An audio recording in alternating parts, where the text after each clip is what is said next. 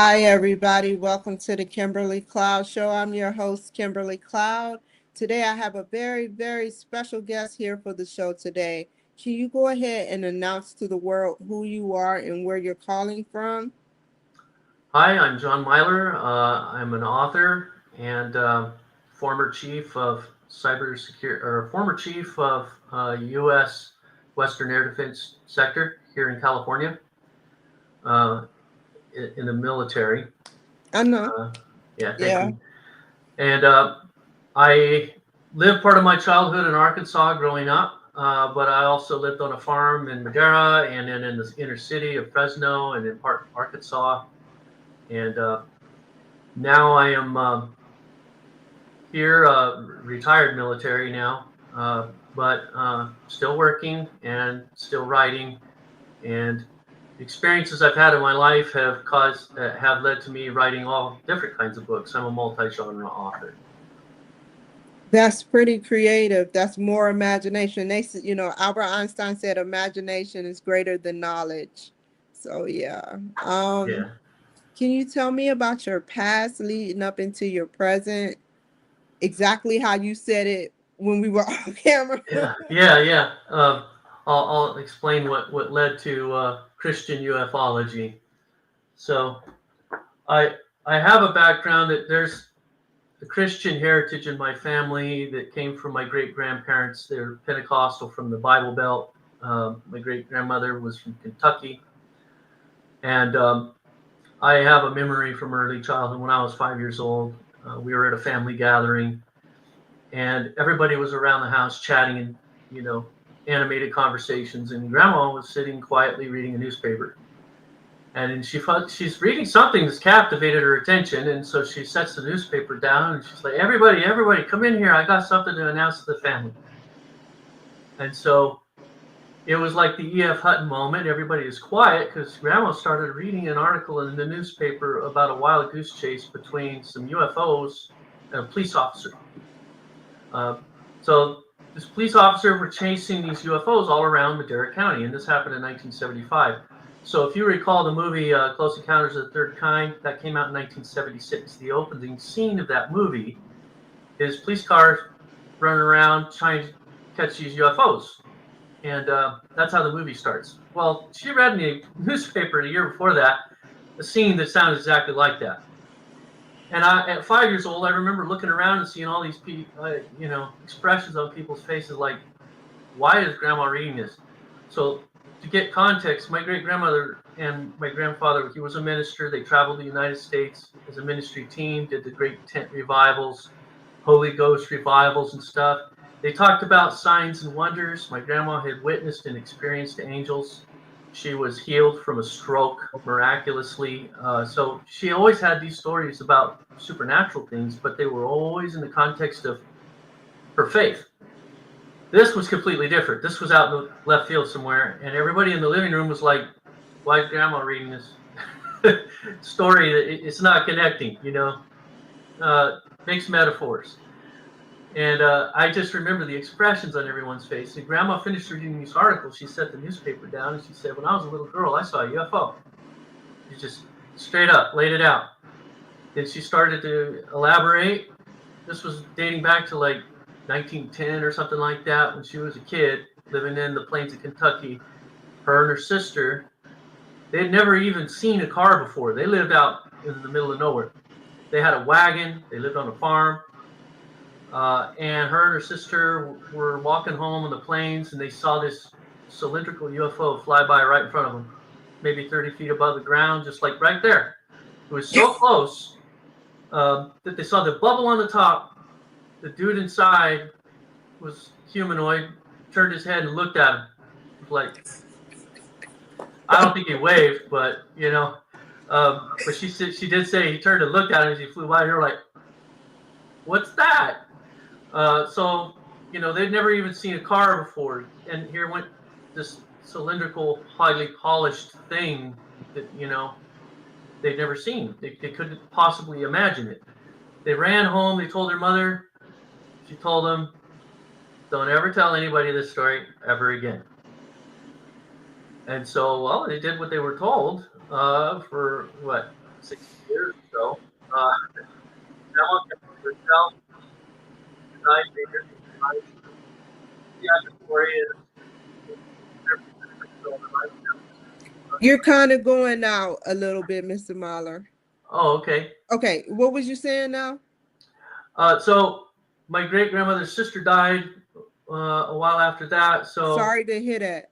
Yeah.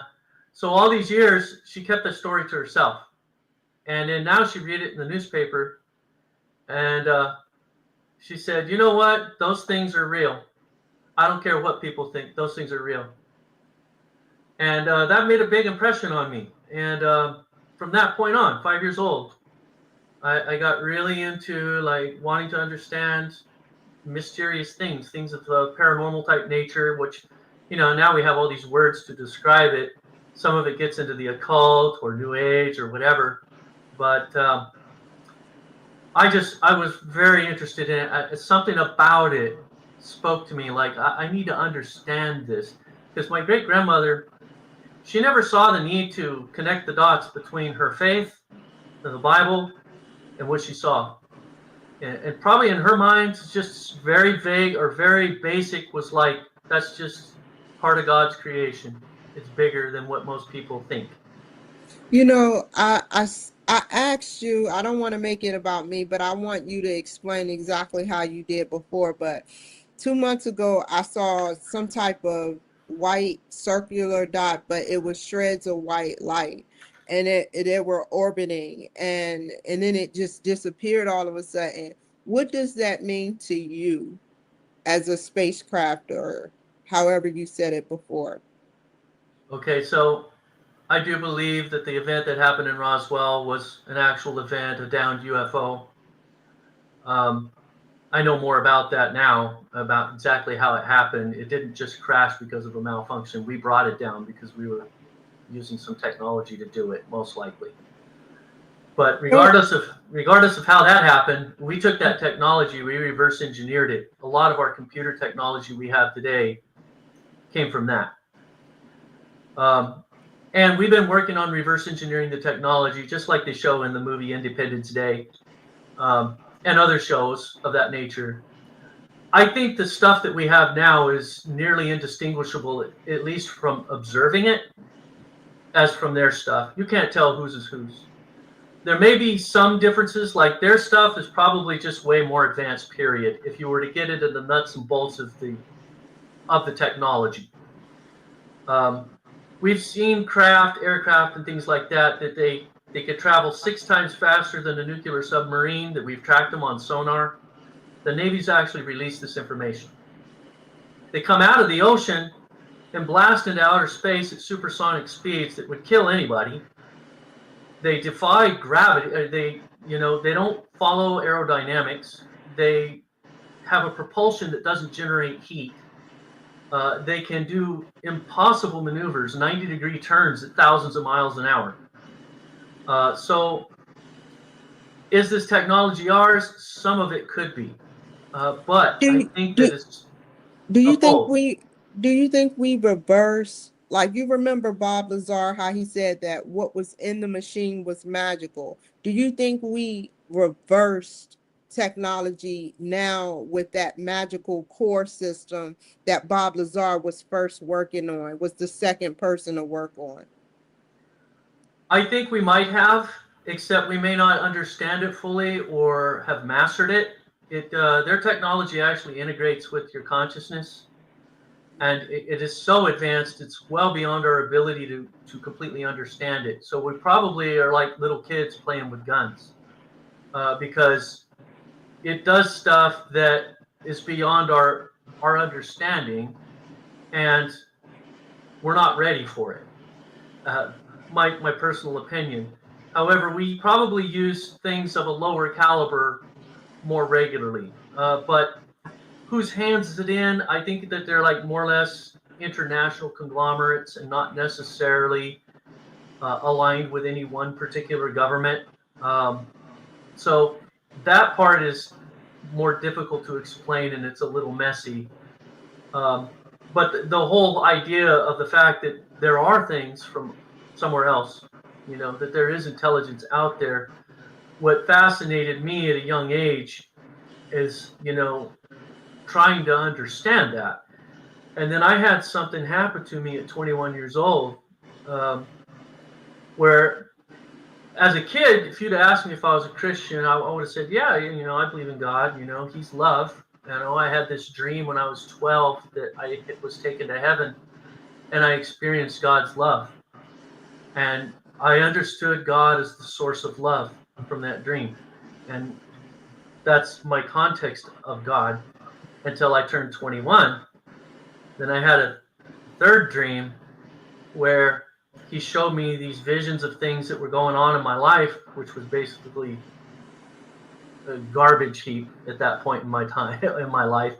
I was a very worldly person. I was a party hound, and I had my own version of morality. And that was basically put in my face in a way that was like undeniable. I'd been to church many times. I had done altar calls and things like that, but I had never been confronted with a reality so profound as that dream. And there was a presence with me in that dream the whole time, and I couldn't see him. He made himself invisible and showing me these different things.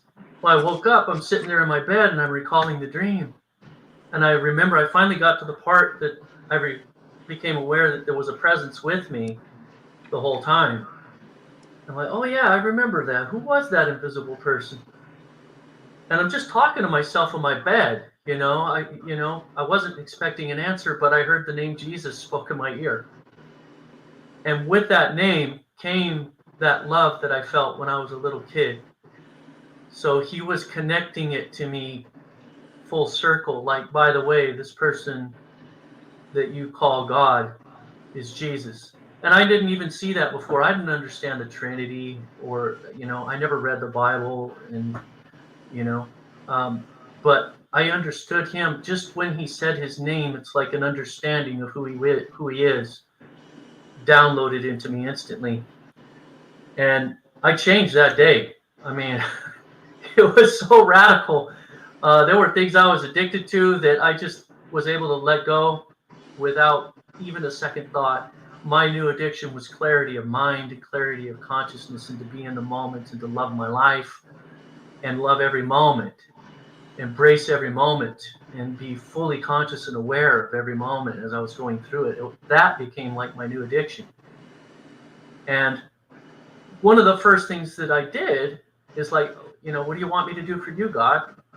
That was my whole life, was like, God, please do this for me. God, please do that. Now I'm like, God, is there anything you want me to do? So I started receiving read the Bible, pray, find a church, get baptized, just this boom, boom, boom, boom, like a checklist. So I started reading the Bible, and, Genesis chapter 6, very first book of the Bible I'm reading, and I get to chapter 6, and I'm reading about these otherworldly beings coming down, angels intermarrying with humans, having hybrid children, and it almost destroyed the world, and God brought the flood of Noah to stop it. And I'm like, wait a second. I remember hearing about the flood of Noah when I was a kid, but I never really put much thought into, where did these giants come from? David and Goliath, I remember that story. My grandmother read me that story. But where did the giant come from with 6 fingers, 6 toes?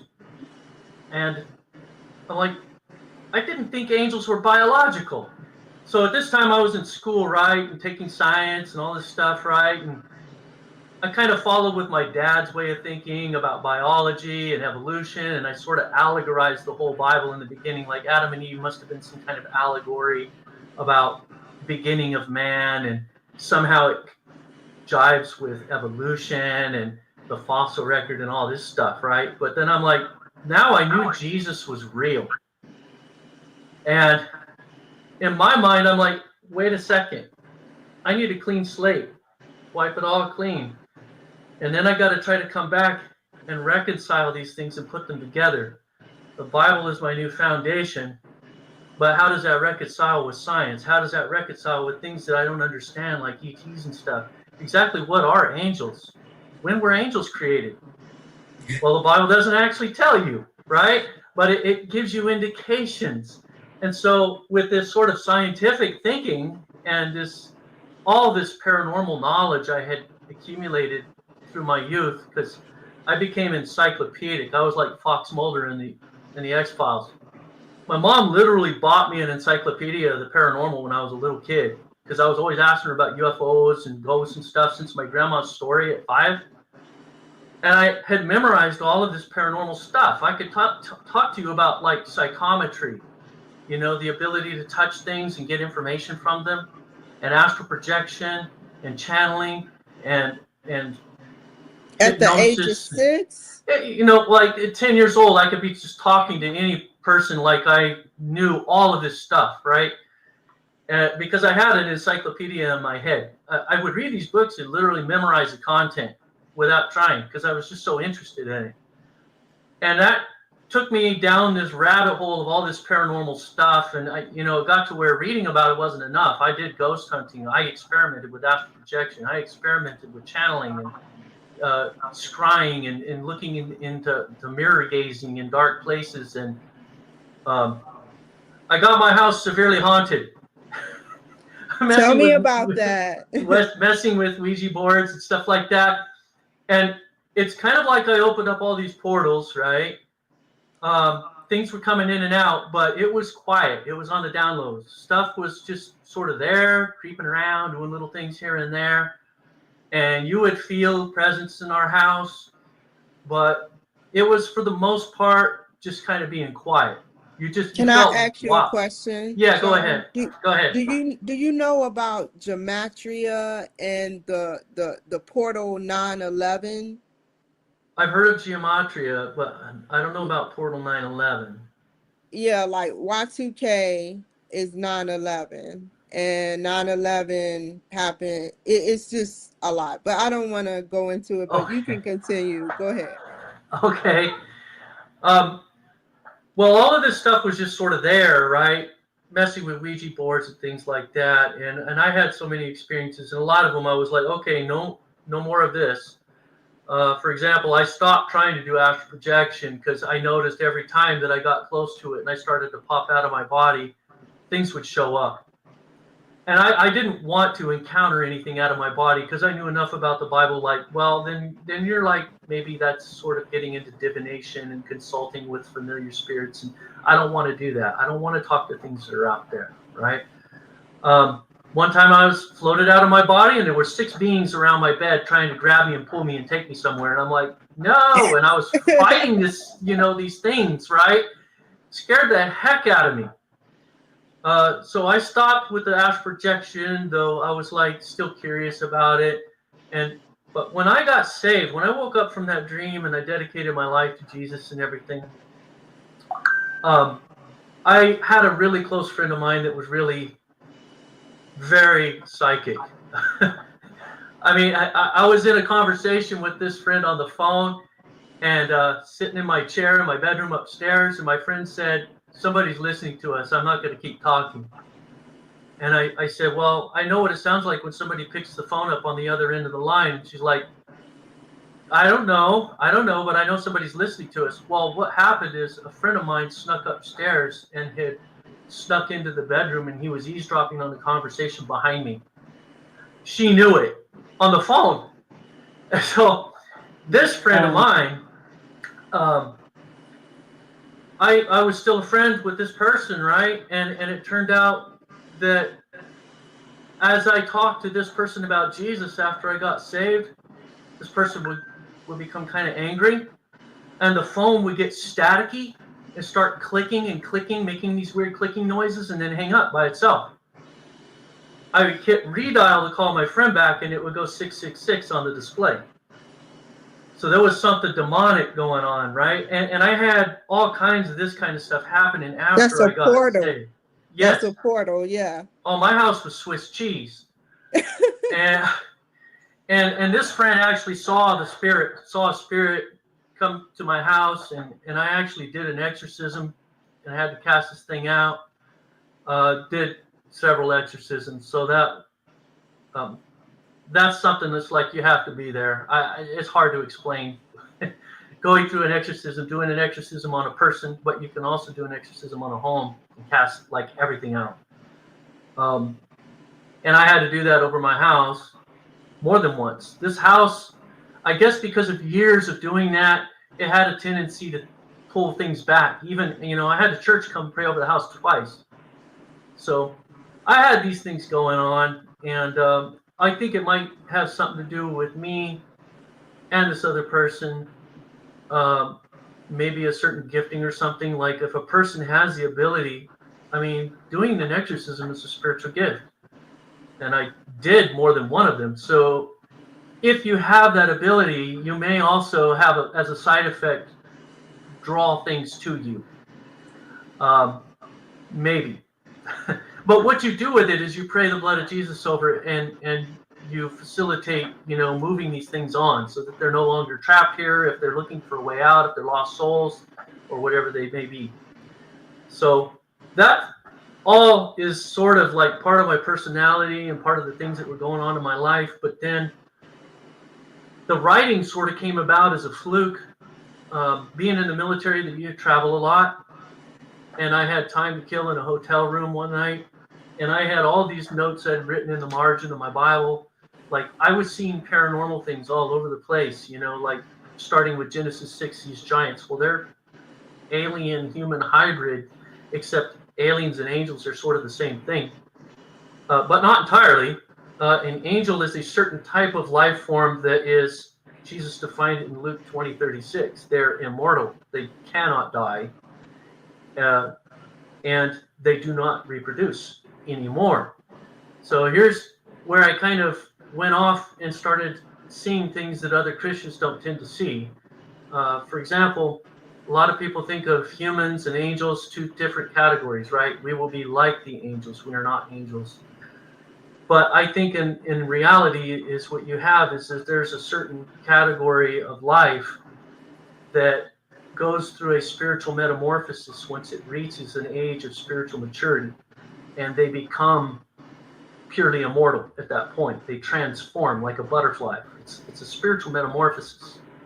And I think that's what the angels, what happened with them. I think they originally reproduced, and then they reached this maturity level, and then they translated, and they no longer reproduce at that point. They're connected to God. And God didn't create each angel as a hand-created being. He created them to reproduce, just like humans. Every life form on earth reproduces after its own kind. Why would the angels be any different? So there's things that Christians think, conceptions, it's like not actually in the Bible, but they just perceive, all angels were hand created by God. That makes it more difficult for them to conceive as an angel as a biological entity. But they actually are biological entities because they crossed with humans and they had tangible results. Deluded, the Nephilim were evil, these giant hybrids, but they could cross with us genetically.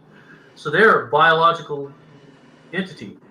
That there was a race of humans on this planet before humanity was part of the kingdom of Lucifer. And that kingdom fell and was destroyed. God wiped it out. And the Bible actually talks about all this crazy stuff that I didn't realize was actually there. But when you dig into the actual Hebrew, the Greek, the Aramaic, and you look at the root words and what they actually mean, it's there. It's right in front of you. That angels and ETs are the same thing. And we can understand this wider context of our reality reconciled with the Bible, and also the existence of other life. And I also get into other topics too, like ghosts, other planes of existence, the dimensions of hell, the dimensions of heaven. We live in a multi-dimensional reality, and our science is actually catching up to that with string theory, M theory, multiple dimensions and stuff. Our science can now understand the possibility of parallel dimensions and varying, what the Bible would refer to as varying levels of glory. And I describe all of this in my book, and I use scriptures. Just to give you one example, Jesus said hell is in the heart of the earth.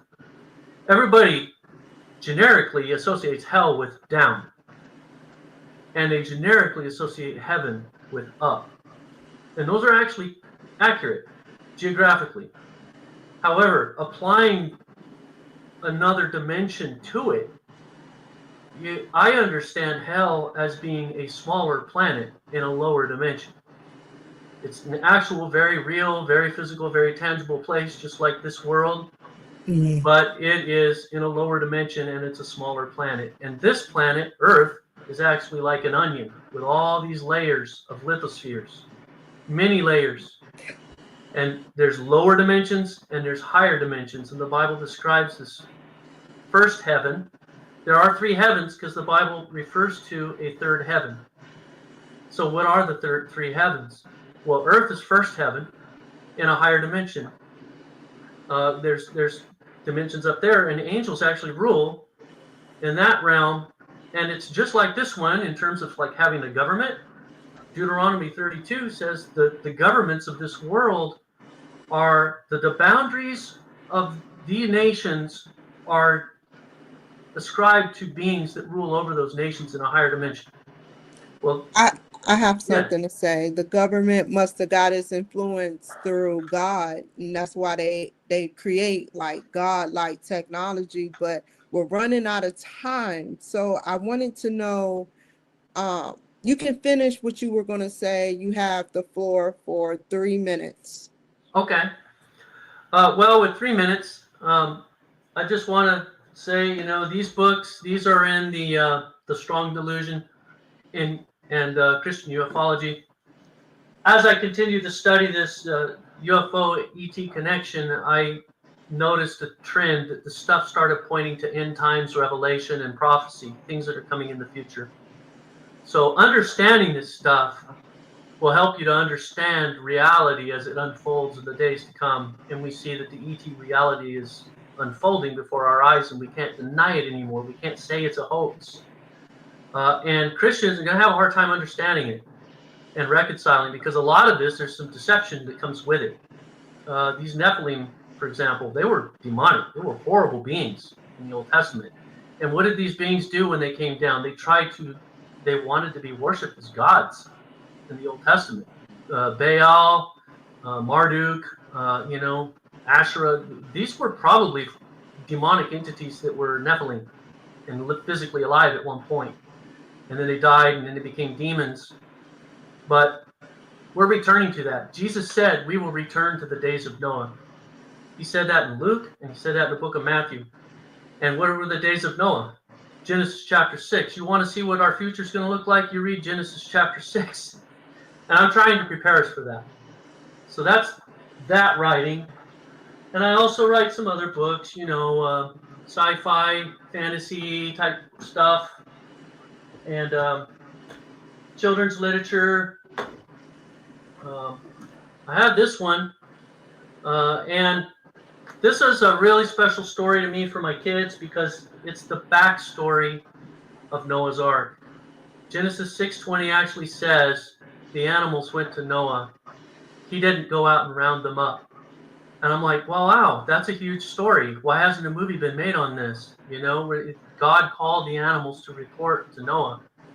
And it literally says that in Genesis 6:20 that the animals went to Noah in orderly fashion, predator and prey, setting aside their differences and peacefully going to him during the most violent time in Earth's history. So that is an awesome kid's story, in my opinion, and it's one of the other books that I've written. So please visit my website, everybody, and for anybody that wants a book to read for free, I will email you a copy, any of my books for free. If you just email me, my email address is on my website, and I'll send you a free copy. I do hope that in return you would at least give me an Amazon review, but I will totally give you any book away for anybody who's willing to give me an Amazon review. Just email me, and that's my final pitch for anybody who's interested in anything I had to say. This was so much wonderful information. Thank you so much, John. Did you give out your email? Because what is your email again, and what is whatever information, how to find you and how to reach you? Okay. I don't know if everybody's seeing my name right here on your deal, Yes. www.johnmyler. That's my author website. I Okay. also have other websites, christianufology.net. That's kind of easy to remember. aliensinthebible.com, aliensandtheantichrist.com, thestrongdelusion.net. Those are all my websites that they go to this author page. And my email address is jmyler@yahoo.com. My email address is on my author website. So if you go to one of my websites, you could just type my name in Google. You usually see me in there. And it would go to my author website. You could email me, and I'll be more than willing to answer any questions. I always personally answer all of my emails because I don't get flooded by email to the extent that I can't answer every email that's ever been sent to me. So I do look forward to any interaction anybody wants to send my way. Well, thank you, John. Stay on the line. Thank you guys for joining my show today. Y'all take care, be safe, and I will see you guys another time. Bye. Never waste my time, you are I want.